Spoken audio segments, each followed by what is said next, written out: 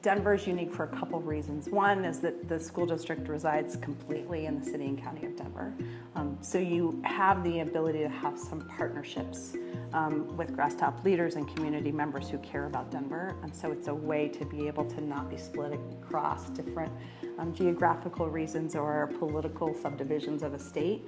And I really think that what has made it so interesting here is I think it started with Michael Bennett when he was superintendent and continues with Tom, is a real focus first and foremost on the student and not really having a conversation only about model for model's sake. And so I think even when we look at especially the test results that were just released, what we have seen through the portfolio approach in Denver, embracing innovation, embracing charter schools, and really focusing on what the traditional schools need. I think that we've seen an all boats rise scenario here, which is not seen in a lot of other places.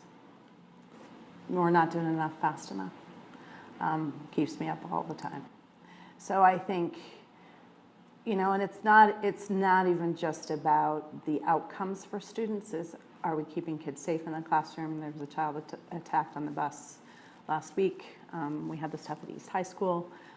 It's the constant kind of pressure about what we're doing for the kids in Denver who come to those school buildings every day. And I'm not sure if we're doing enough fast enough. And I am fearful that we're going to spend too much time resting on the laurels and the small increases in academic performance and why those are incredibly important. We still have a generation of kids sitting in our buildings every day that aren't getting what they need.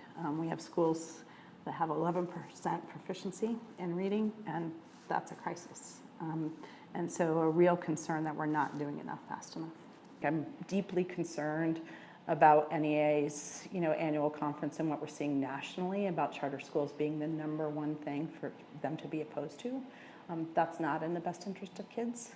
I don't think that at any time in history, especially this time in history, we should be separating and dividing people around what's best. Let's focus on what is a high quality education. By all means, I want to be partners with them about if charters aren't serving kids well, they should be closed.